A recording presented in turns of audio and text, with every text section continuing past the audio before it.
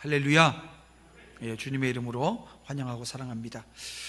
여러분, 옆에 앞뒤에 있는 분들과 함께 인사 나누겠습니다. 오늘은 샬롬이라고 하는 인사를 하겠습니다. 샬롬. 하나님의 평강이 오늘 우리 모든 성도들의 삶 가운데 넘치기를 주님의 이름으로 축원함을 드립니다. 네, 이제 우리가 빌립보서 마지막 장, 이제 4장을 이제 보게 되어집니다. 오늘 주신 말씀을 통해서 오늘 하나님의 평강이 지배하는 삶은 어떤 것인가 라고 하는 것을 함께 우리가 알아가는 시간 되어지길 원하는데요. 여러분, 오늘 우리는 인간적인 욕망과 또 인간적인 본능이라고 하는 것에 사로잡혀 있었던 삶의 자리가 있습니다. 아니, 여전히 그 자리에 있을지도 모르겠어요. 그런데 여러분, 내가 인간적인 욕망과 인간적인 그 본능에 사로잡히게 되어졌을 때 그것을 추구하는 그 자리에 온전히 서게 되어지면 어떤 일이 발생할까요? 예, 내가 삭막해지는 거예요. 여러분, 그리고 우리가 속한 공동체도 똑같이 인간적인 욕망과 본능에 사로잡혀서 뭔가를 결정하고 그 일을 해나간다고 한다면 여지없이 삭막해질 수밖에 없습니다. 그래서 오늘 바울은 본문 말씀을 통해서 빌립보 성도들에게 하나님의 평강이 지배하는 삶이 어떤 것인가를 말씀해 주고 있거든요. 그래서 오늘 이 시간 우리의 내면과 오늘 우리 공동체가 하나님의 충만한 평강으로 지배받으려면 어떻게 해야 될까? 말씀을 따라 우리가 함께 주신 말씀 속으로 들어가길 원합니다. 여러분, 오늘도 바울을 통해서 우리는 두 가지 말씀 우리가 함께 받기를 원합니다.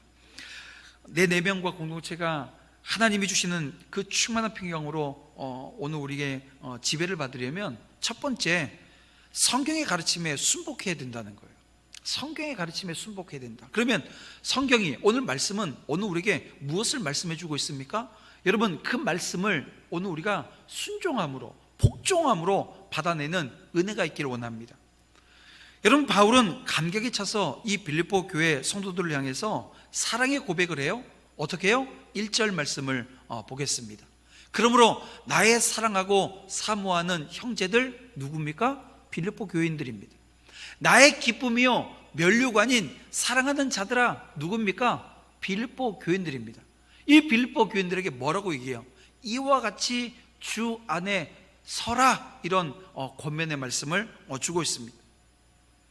여러분, 바울의 소원은 단 한 가지입니다. 사랑하고 사모하는 이 빌립보 형제들, 바울의 기쁨이요 면류관이었던 사랑하는 이들이 주 안에 서는 것입니다. 근데 여러분, 이와 같이라고 하는 말에 주목해 보시기를 원해요. 주 안에 서라고 하는 말씀은 결코 추상적인 게 아닙니다. 주 안에 서면 돼, 추상적인 얘기가 아니고요, 이와 같이라고 말씀하고 있습니다.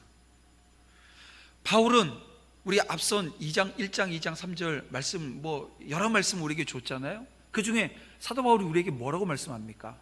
자신을 본받으래요. 잡은 줄로 여기지 말라고도 권면합니다. 무엇을 아는 줄로 여기지도 말라고 이야기합니다. 겸손히 그리스도의 말씀을 묵상하며 멈추지 말고 따라갈 것을 오늘 우리에게 말씀해 줬다는 거예요. 여러분, 2000년 전 사도 바울의 소원이 오늘 우리를 향한 하나님의 소원, 우리 주님의 소원인 줄 여러분 믿으시길 바랍니다. 이와 같이 주 안에서는 저와 여러분 되어지기를 주님의 이름으로 축원함을 드립니다. 여러분, 하나님의 자녀된 우리는 신앙의 유람선을 타고 있는 게 아닙니다. 여러분, 오늘 우리가 신앙의 항해를 해나가는데요, 유람선 탄 게 아니라는 거예요. 유람선 타고 거기서 희희낙낙하는 게 아니라는 거예요. 그럼 우리가 타고 있는 배는 어떤 배입니까? 전투함이라는 거예요. 끊임없이 싸워야 되고 끊임없이 이 적들과 이 싸워내는 이 고난의 파도가 우리 앞에 놓여져 있고요, 사단의 공격이 오늘 우리 속에 여전히 있다는 것입니다.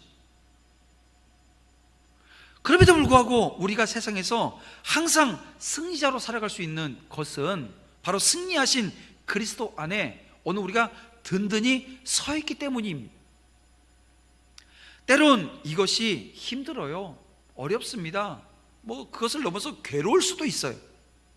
그러나 믿음을 굳게 지키며 믿음으로 견디며 이 세상의 소용돌이를 뚫고 마침내 천국의 소망이라고 하는 이 항구에 오늘 우리는 이르러서 주님이 주시는 의의 면류관 여러분 얻게 될 줄 믿습니다.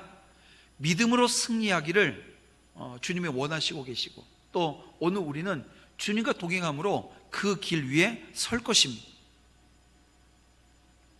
근데 여러분, 오늘 본문을 보면 이 빌립보 교회 내에는 평신도 지도자였던 유오디아와 이 순두계를 중심으로 갈등이 있었다는 거예요. 그래서 2절 말씀을 보게 되어지면 뭐라고 말씀합니까? 내가 유오디아를 권하고 순두계를 권하노니 주 안에서 같은 마음을 품으라, 이렇게 말씀합니다.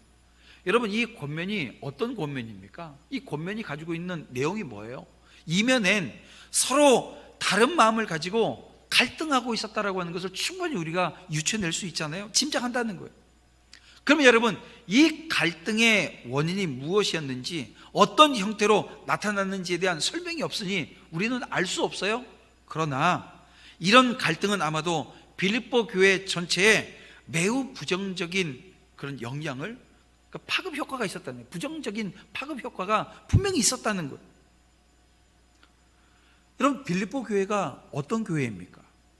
사도 바울이 아시아에 복음을 전하려고 했을 때 하나님께서 막으시고 어디로 보냈어요? 유럽으로 보냅니다. 그리고 유럽에 가서 가장 먼저 세운 교회가 빌립보 교회입니다. 그러니까 유럽의 초대 교회예요. 유럽의 첫 교회가 바로 이 빌립보 교회입니다.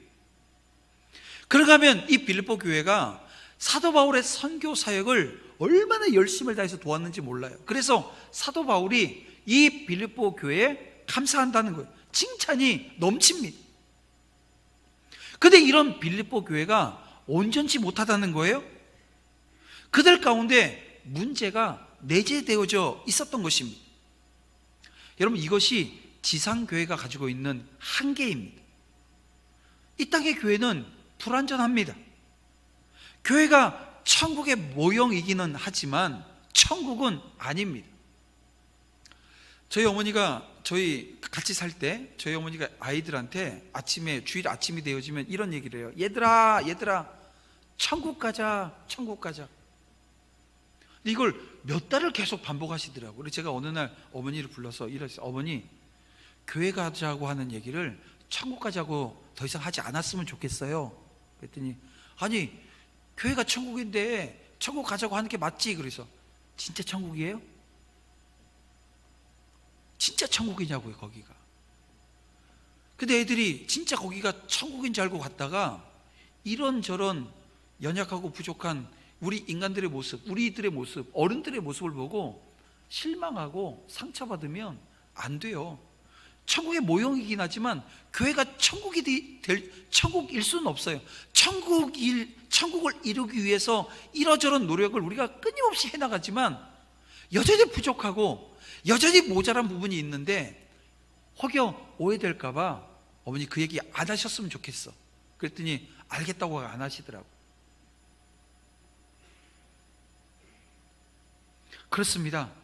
주님 오시는 그날까지 교회에는요, 이런저런 모양의 많은 문제들이 계속해서 발생할 수 있습니다.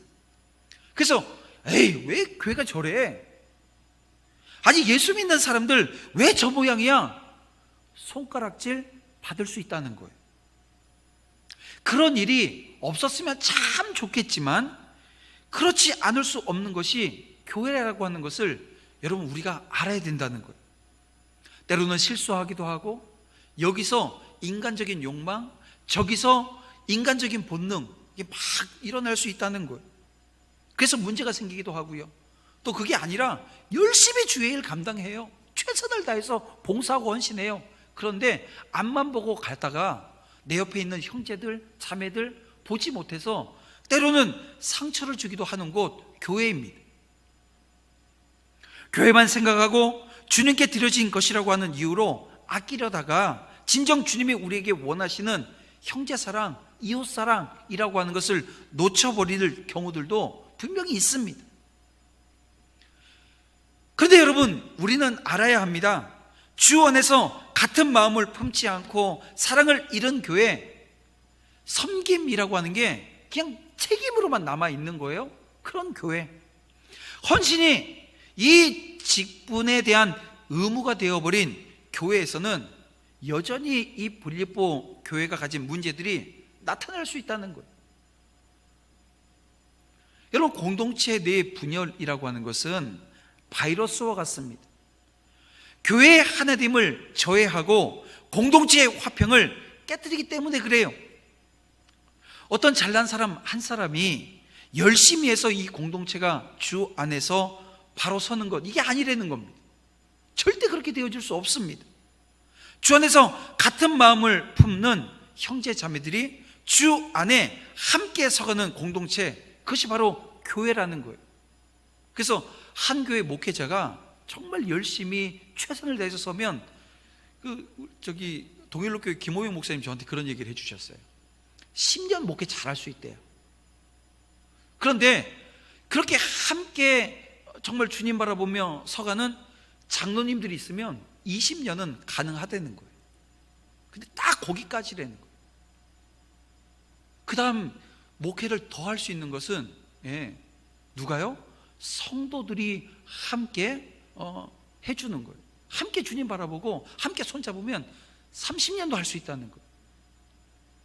여러분, 교회는 절대 혼자 갈 수 없다는 것입니다. 혼자의 열심으로 감당해낼 수 없는 곳이 교회라는 거예요. 그래서 교회는 세상의 여러 단체들과 구별되어집니다. 여러분들 제가 예전에 있던 상주에는 개추라고 하는 게 되게 많았어요. 이게 모임이에요. 그래서 이 상주에 개추가 모이지 못하면 사람들이 모이지, 이게 개추라고 이제 사람들이 모임을 개추라고 이렇게 얘기를 했어요. 그래서 여기서 사람들이 모임이 있고 저기서 모임이 있고, 이 모임이 없으면 상주에 식당들이 장사가 안 돼요. 그러니까 사람들의 모임이 오늘 우리 교회 안에도 있잖아요. 지금 여러분들 이 예배가 사람들이 모이지 않으면 예배가 되겠어요? 어려워지는 겁니다. 안 되는 겁니다. 그런데요, 보세요. 교회가 사람들이 모여서 형성되어져 있는 것처럼 보이죠? 하지만 우리가 알아야 될 것은 이 교회는 누가 시작하셨어요? 하나님이 시작하셨어요. 그리고 이 교회는 하나님의 기관이라는 것입니다.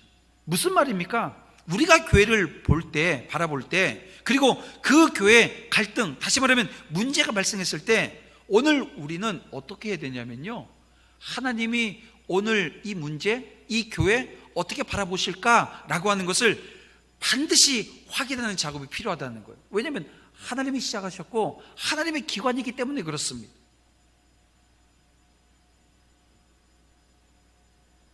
왜 이 말씀을 드리냐면, 하나님이 오늘 교회를 바라보시는 그 마음이 어떠한가를 오늘 우리가 알아야 된다는 거예요.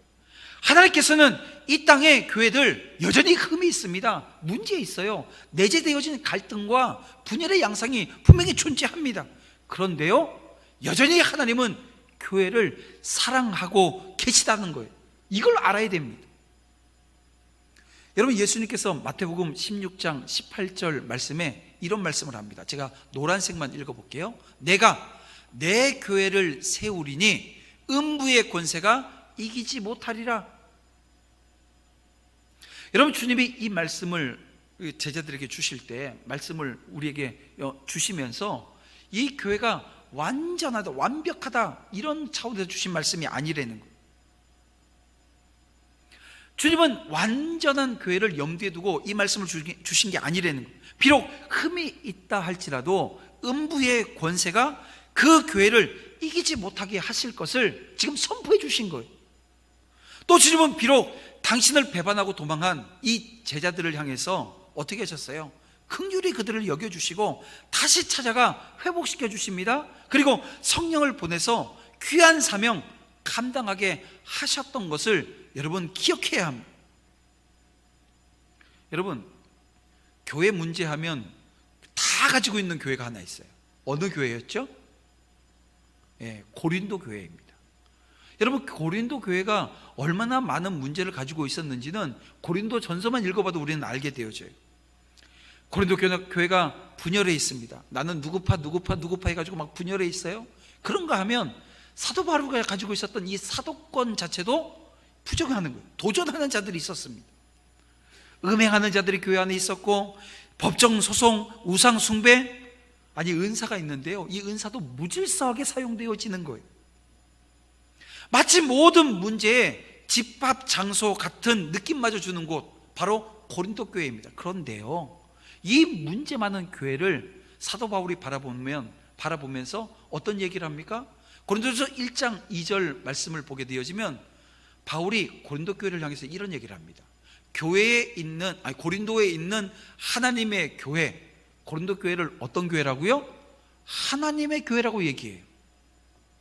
성도라 부르심을 받은 자들, 누가요? 이 고린도 교회 이 성도들을 향해서 성도라 부르심을 받은 자들과 또 각처에서 이런 말씀을 2절에서 해요.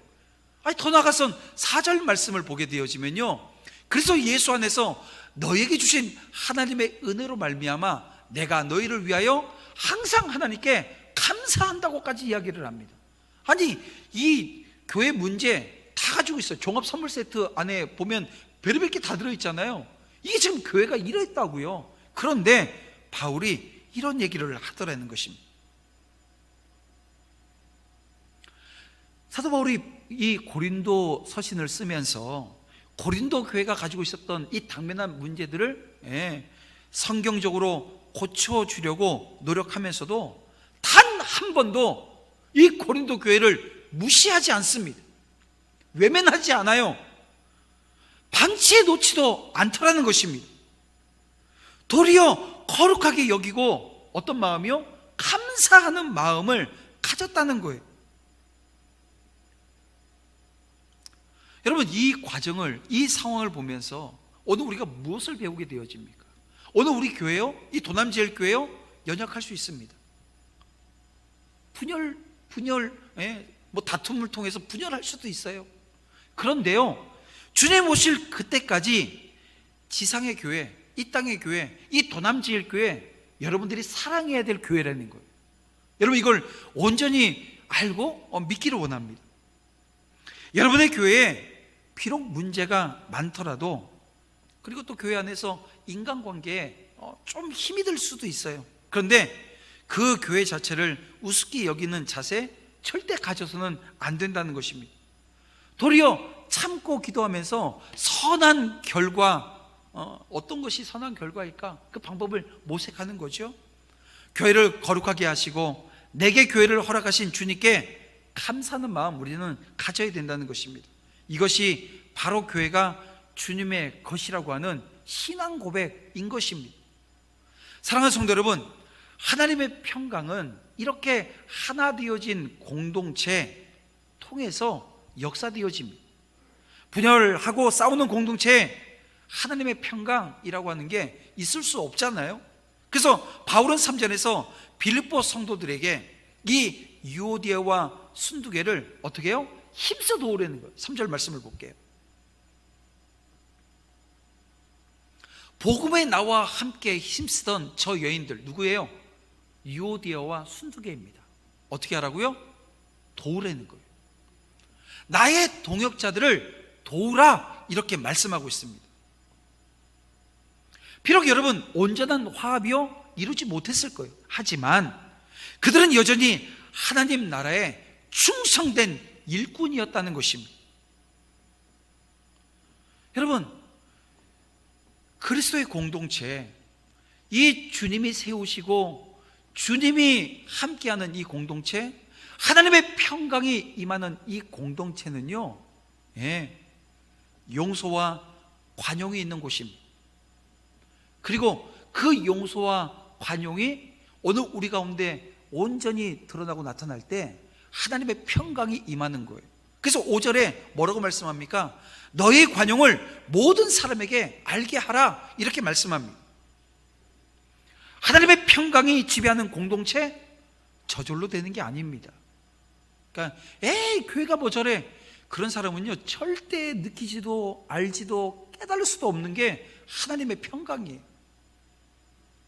우리는 서로 다른 개성, 이 다른 개성만 있는 게 아니라 그 다른 연약함이라고 하는 것도 우리는 가지고 있습니다. 그러기에 서로에 대한 이해, 관용이 필요한 거예요. 성령 충만한 공동체를 이루려면 오늘 우리 안에 뭘 뽑아내야 되냐면 이 옹졸한 마음을 뽑아내버려야 됩니다.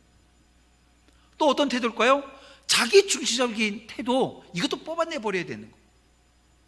그래서 기도할 때 하나님, 내 안에 옹졸한 마음 없어요? 있잖아요. 이거 하나님 제거해 주세요. 내 중심적인 사고, 나만 바라보는 내 마음을 하나님 기준에 맞출 수 있도록 은혜 달라고 기도해야 되는 것입니다. 왜요? 교회는 그리스도의 몸입니다. 하나님이 영광 받으실 공동체를 위해서 이 사도의 복음적 가르침에 저와 여러분은 귀를 기울여야 합니다. 우리의 본성대로 행한다고 한다면 공동체의 화목은 깨어질 거예요. 자기 생각과 자기 주관대로 내 마음대로 하는 그 모습은요, 이 공동체 안에서 없어야 된다는 거예요. 공동체에 관한 이 성경의 가르침을 따를 때 여러분, 이 공동체에 또 여러분의 삶 가운데 하나님의 평강이 임하게 될 줄 믿으시길 바랍니다. 여러분의 마음을 평강으로 채우는 길, 이것입니다. 이제 바울은 우리의 내면과 공동체가 하나님의 충만한 평강으로 지배받으려고 하면 이 두 번째인데요, 하나님을 신뢰하고 기도하라는 거예요. 하나님을 신뢰하고 기도하라는 거예요. 여러분 6절과 7절 말씀을 우리가 함께 읽어보겠습니다. 우리 다 같이 한 목소리로 6절과 7절을 봅니다. 아무것도 염려하지 말고 다만 모든 일에 기도와 간구로 너희 구할 것을 감사함으로 하나님께 아뢰라. 그리하면 모든 지각에 뛰어난 하나님의 평강이 그리스도 예수 안에서 너희 마음과 생각을 지키시리라. 빌립보 교회는 어려운 상황에 있었습니다. 좀 전에도 제가 말씀드렸지만 이 교회 안에 내적인 심한 갈등으로 분열되어져 있었고요, 외적으로는 어마무시한 이 박해라고 하는 게 지금 교회에 있었어요. 더군다나 그들에게 그 하나님의 말씀으로 기준 삼아 세워줘야 될 이 지도자 사도 바울은요, 감옥에 지금 갇혀 있는 상황입니다. 자, 빌립보 교회는 내일, 미래 여기에 대한 걱정하지 않을 수 없었습니다. 근데 여러분, 예수님께서 오늘 우리에게 이 염려의 문제로, 염려로 이 오늘 우리 앞에 놓여져 있는 문제 해결할 수 없다라고 하는 것을 가르쳐 주지 않으셨어요? 그렇습니다. 염려는 하나님을 온전히 의지하지 않으면 나타나는 것, 이게 염려입니다. 목사님, 저는 그 선한 염려 하고 있는데요, 교회를 염려하고 있고 뭐 이것을 염려, 아무리 선한 염려라 할지라도 하나님께 나아가지 않으면 그것 또한 불신앙이라고 하는 걸 여러분 기억해야 합니다. 하나님만 바라보지 못하고 둘 이상의 것을 바라보게 되어질 때 나타나는 게 염려인 거예요. 바울은 오늘 우리에게 그 염려를 극복할 수 있는 방법을 제시합니다. 무엇입니까? 기도하는 것입니다. 오늘 우리에게 온갖 염려와 두려움이 몰려올 때 그것을 가지고 어떻게 하라는 거예요? 하나님의 보좌, 은혜의 보좌 앞으로 나아가라고 말씀하고 있는 겁니다. 여러분, 염려가 하나님을 온전히 신뢰하지 못한 것이라고 한다면 하나님을 온전히 신뢰하는 사람이 하는 것은 기도입니다. 그러니까 기도는요, 하나님을 신뢰하기 때문에 하나님이 나를 인도하시고 붙들어 주실 것을 믿기 때문에 하는 것이 기도입니다. 그래서 하나님께 부르짖어 기도한다 라고 하는 것이 가지고 있는 의미는 하나님을 신뢰한다라고 하는 증거가 되어집니다. 그러므로 여러분의 삶에 정말 염려가 끊이지 않는다고 한다면 하나님의 도우심을 신뢰하며 기도의 자리로 나오시길 바랍니다. 기도하면 이 기도가 내가 하나님을 신뢰하는가 신뢰하지 않는가의 바로미터예요. 잣대란 얘기예요. 근데 사도 바울이 그냥 기도하라 이렇게 말하지 않습니다. 이 우리가 기도할 때 하나님께 감사함을 더하라는 거예요. 하나님은 기도하는 자를 도우시는데요, 하나님의 도우심을 온전히 신뢰하는 자는 하나님께 미리 감사할 수 있다는 거예요. 그 대표적인 인물이 누구예요? 다윗이었습니다. 여러분, 다윗이 쓴 시편을 우리가 읽게 되어지면 한 가지를 발견해요. 뭐냐면 호떡 뒤집듯이 사람의 기분이, 사람의 환경이 확 바뀌어요. 환경이 바뀌는 게 아니라 사람이 바뀌는 거예요. 뭐냐면 하나님, 나를 못 살게 하는 저 원수 어떻게 좀 치워주세요. 하나님께 막 탄원해요. 탄원하다가 갑자기 획 바뀌어서 하나님을 찬양하고 감사하는 기도로 바뀌는 이 다윗의 모습을 보게 되어집니다. 제가 이 다윗의 이런 기도를 뭐라고 표현했어요? 선제적 감사 기도라고 말씀드렸습니다. 선제적으로 다 이루어질 것에 대한 감사가 먼저 있는 거예요. 근데 상황은 똑같아요. 여전히 도망 다녀야 되고, 여전히 죽을 고비를 넘겨야 되고, 여전히 먹을 것을 고민하고, 함께하는 사람들을 어떻게 지켜낼까를 걱정하고 있습니다. 그런데요, 이 다윗이 하나님 앞에 감사해요. 나중에 보니까요, 그 감사로 기도했던 그 기도대로 다 되더라는 거예요.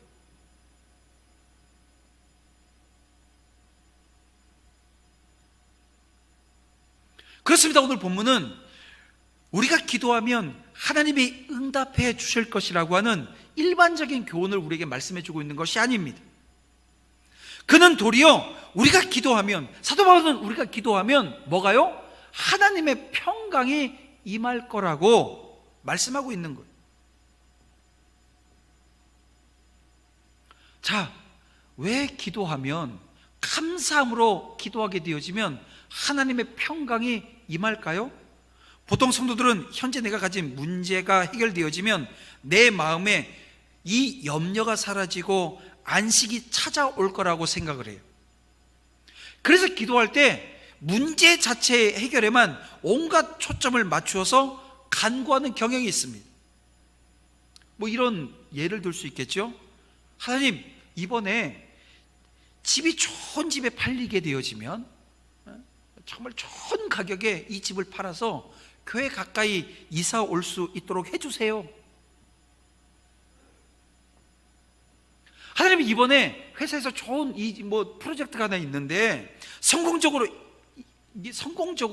그 프로젝트가 마무리되어서 도약의 발판이 되어질 수 있도록 해주세요. 막 이렇게 기도하는 거죠. 근데 여러분, 이런 자세로 기도하게 되어지면 기도 응답이 될 때까지 계속 초조할 수밖에 없어요. 왜요? 이 첫 번째 기도가 뭐였어요? 좋은 가격에 집이 팔려야 되잖아요. 예. 내가 살고 있는 집은 비싸게 팔아야 되고요, 내가 교회 옆으로 이사 올 때는 어떻게 해요? 좋은 집인데 싸야 돼요. 그러니까는 그거 이루어내려면 얼마나 초조하겠어요.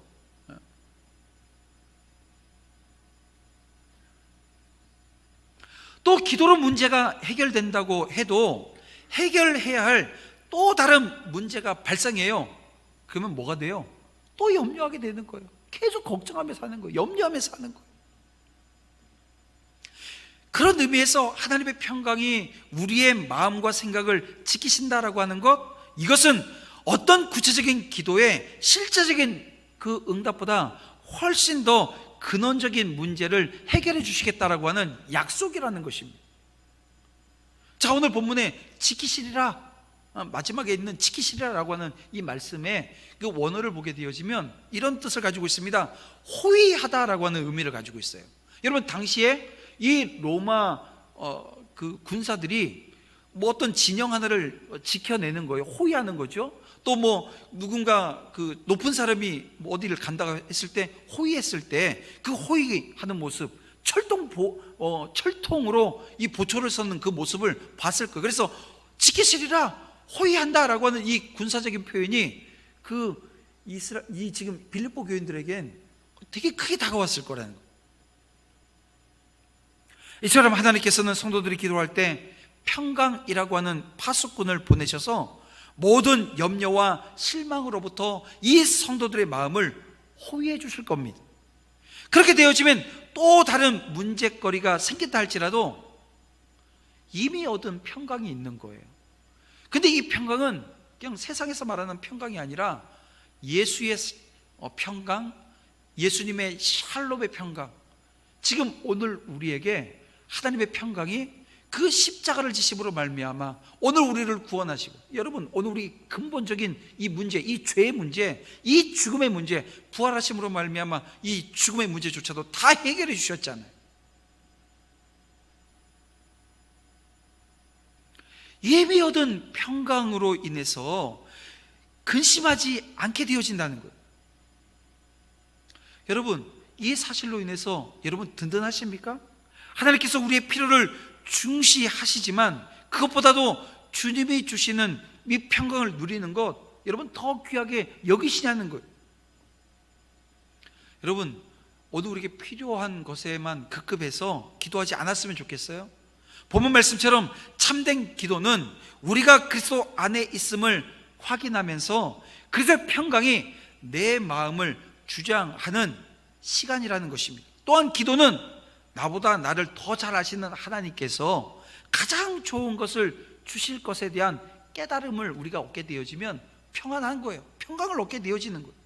평강을 얻는 시간이 되어진다는 것입니다.